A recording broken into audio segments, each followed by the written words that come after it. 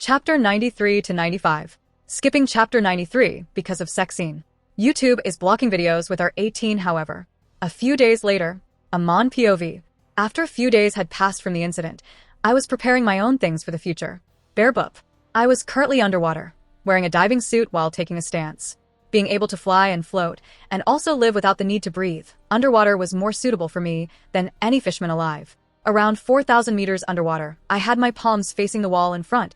It was the wall of the red line. I'm currently training fishman karate. I always questioned why only fishmen used fishman karate.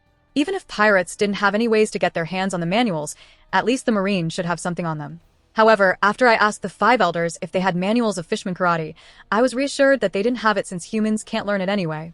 After a bit more inspection, I acquired that humans can only learn the elementary level fishman karate. It's just a bit of the palm and fist techniques. However, even these elementary techniques are not so better than most martial arts in this world, so people rather not learn them. Humans were proven to not be able to learn the main water-based attacks, the advanced fishman karate. The question is, or rather, the question was, why can't humans learn the advanced fishman karate? Surprisingly, the reason was quite simple. They said, it's not that the fishman body alone is suitable for it. Our body is compatible as well. It's just that, to practice the true fishman karate, one needs to spend days upon days underwater. No matter who, humans can't do that. That's what they said, and it made sense after I thought about it. Luckily, I am an exception.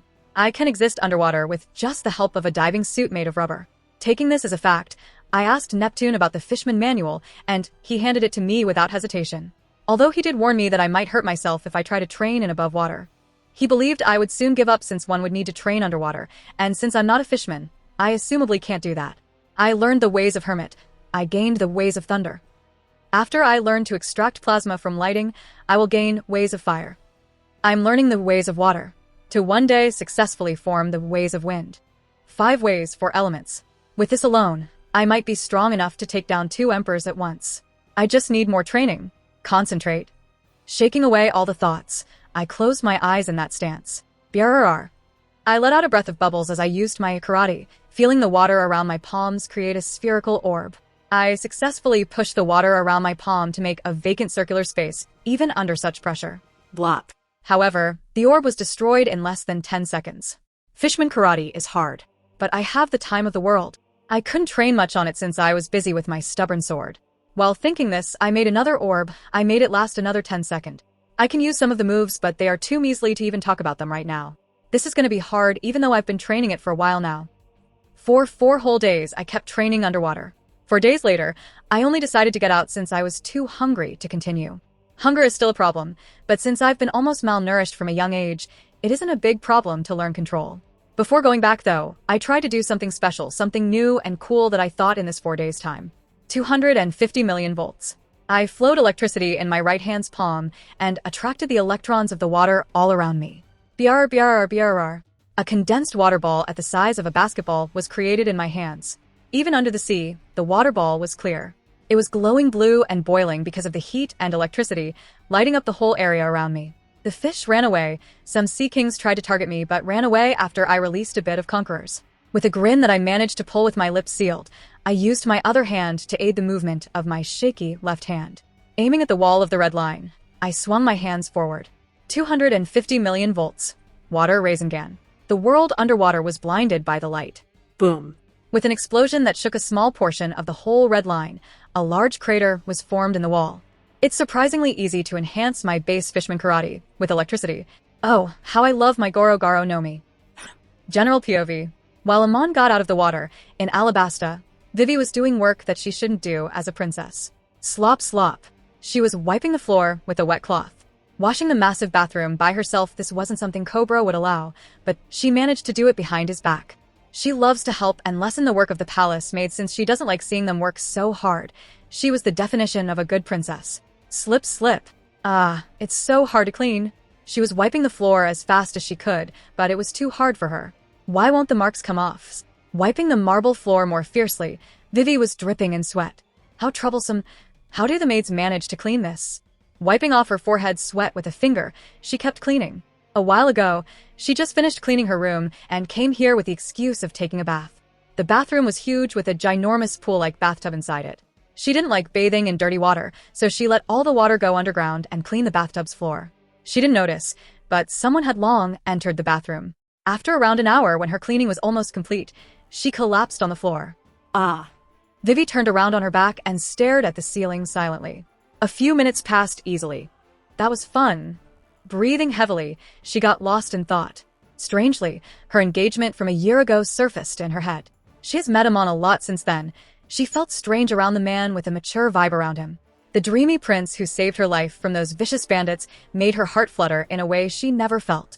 Placing a finger in her fluttering heart, Vivi asked out loud, "Will I really marry that man one day?" Unexpectedly, someone answered her. "Indeed, you will." Vivi abruptly looked at her side. A man was sitting on the border of the giant pool-like bathtub with his chin resting on his hands. He was looking at her amusingly. His eyes were saying, "How cute." Vivi felt her face heat up to a terrible degree. Why you and did you get here?" She quickly covered her body with her small hands, even though she was clearly wearing clothes. "Get out, or I will call father." The man, Amon, chuckled lightly before giving her a flying kiss and vanishing thin air. His last words being, "I'm waiting at the dining table." Vivi just stared at his vanishing body, speechless. What just happened? Amon had decided to spend more time with Vivi since he will leave soon. Infinity. On Skypea, a large dome-like building stood tall, taking the space of 80 football fields. This was the tech house of the sky. Every dial and other technological accessory comes from here. They are built here. It used to belong to Gonfall before. Now it's Amon's paradise. Along with Robin, Amon was currently inside this building with Coin's husband, Pagaya, leading his way. Lord, this way." Pagaya was pretty awkward and nervous around Amon. He was God after all. He was happy that his wife was also working under God. They are living like a happy family, and their daughter is happy with things as well. Though the man, Pagaya himself, was quite distressed about his sexual life. Deciding not to think too much, Pagaya directed Amon, who walked with Robin by his side. While Amon was walking with his arms locking on the back of his head, Robin was looking all over the place. Robin widened her lips. The sky certainly is a mystical place. To think that there was such a high-tech building up here. Amon was also looking around with interested eyes. He hasn't come to this place often, so it was still a sight to behold. Years ago, he ordered the people working here to make a motorbike for him. They were given enough resources, so Amon expected them to finish it fast. However, that didn't happen. It was still under construction. Robin nudged Amon. "You know, Lucy, I like this peaceful place quite a lot. Want me to make you a castle here, my adorable queen?" Robin instantly looked at him with surprised eyes. But she soon looked away while suppressing a smile. Foo, make your wife one. Your sister will just use yours." "Huh?" Puffed. Amon lightly laughed hearing her. Their relationship somehow stayed the same, except for a few changes here and there. After walking around for a few more minutes, the group reached the most interesting room. This room held the tech from Clockwork Island. Amon saw his vehicle being prepared by high-tech mechanisms with eager eyes. It is supposed to be completed in a few more months. Amon was delayed from going to the moon, but he didn't mind it after seeing the bike with his own eyes. Looking ahead, Amon had an aesthetic smile. His eyes were literally shining.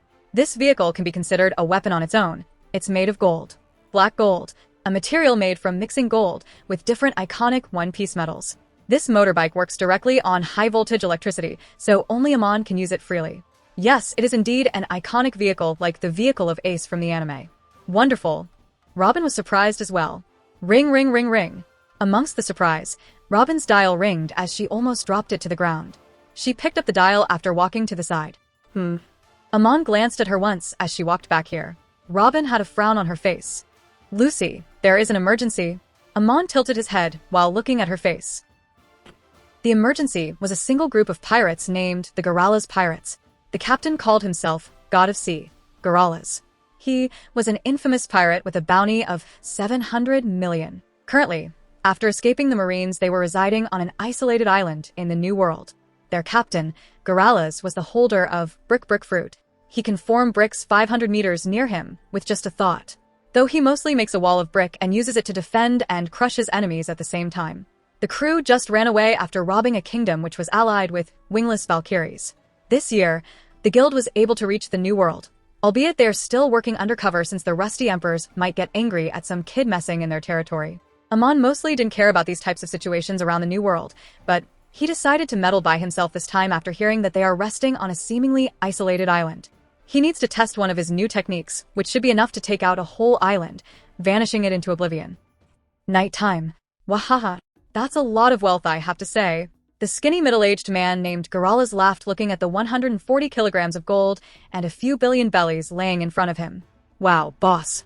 His crew was there to praise him as well. I used all my luck just to become a part of your crew. Boss, you are awesome. Indeed, indeed. Waha. Garala's laughed, hearing them. How wonderful his life was. Stealing and using the stolen money to live like a king was style, real style. From the time he had banded with a group of small bandits, he knew this was his style. Suddenly, boss, I see something up in the sky. One of the crewmates screamed while pointing at the sky. Unfortunately, today was the end of Garala's style. The whole island became bright, bright with blue daylight. Surprisingly, the source of this light was a bolt of ever so long-lasting lightning. However, in the blinding light, the source was unknown to them. It's a human. A crewmate with good eyesight screamed. A human who can generate light? Was it Admiral Kizaru? They were suddenly overcome with fear. Garala's recalled Kizaru's iconic laser blasts that he witnessed one time. He quickly started to form brick above brick on and in the ground. Soon, in a matter of seconds, a massive brick wall that reached the sky was formed. It seemed enough to defend against the possible attack, as it did overshadow them from the light. We will fight. Kizaru. He screamed from behind the wall. His bricks are stronger and sturdier than metal. He was confident to hold against 100 bomb blasts. Unfortunately, none of it matters. In the end, they would all die.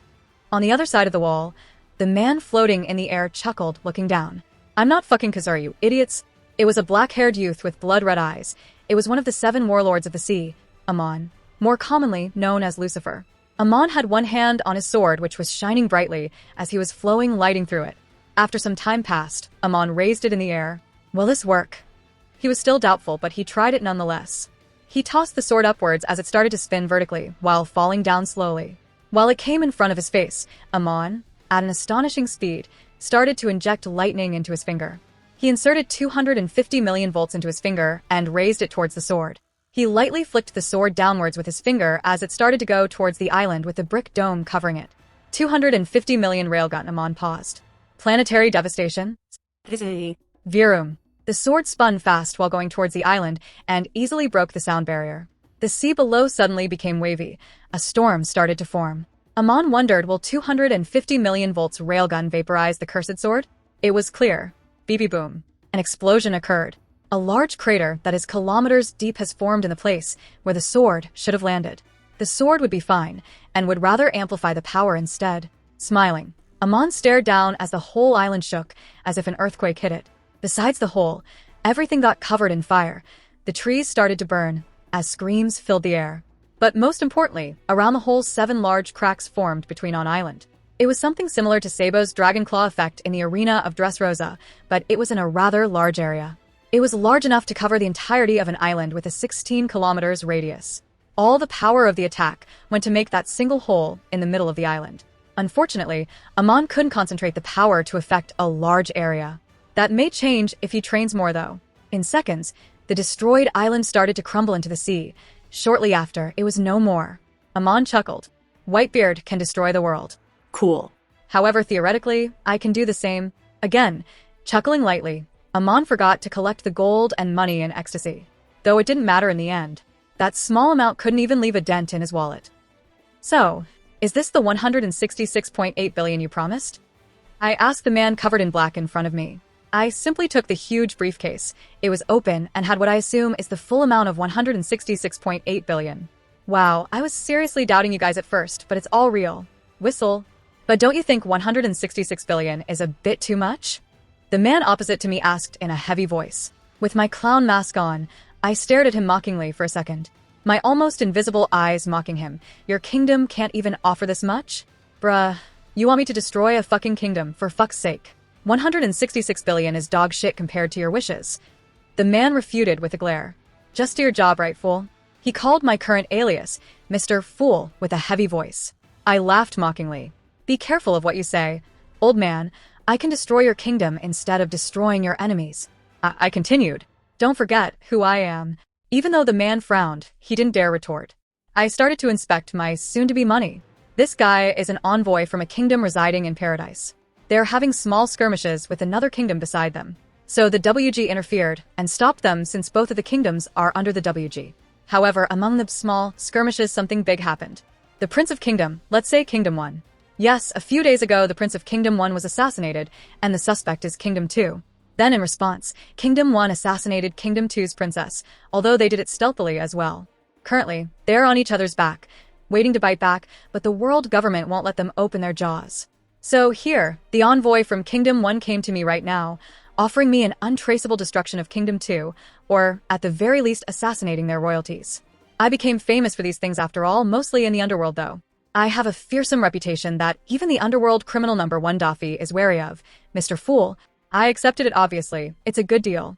However, they are a bit late, because Kingdom 2 came to me a day before them and offered me 200 billion bellies, which I also accepted. Yes, I accepted both deals, but I won't destroy both kingdom though. It would be stupid and unnecessary. I will just destroy one and make the surviving one loyal and grateful to me.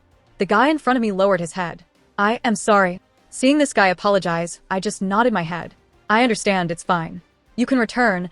I will meet your royal family myself. We should talk with more details, right? It was an easy way to get inside their territory, more importantly, an easy way to get inside their head. However, the man seemingly hesitated. Why? You just need to destroy our enemy. Why do you need to come to the royal palace? Honestly, I was a little surprised hearing him. They are quite cautious. Ignoring the thoughts, I just laughed. Why are you scared, man? Wait, could it be a trap? Are you trying to kill me? Hoary shite. After a second of surprise, the man sighed lightly. Fine. Please be careful to not hurt our royal family in any shape or form, or you shall pay big time. I only continued to laugh. Fine.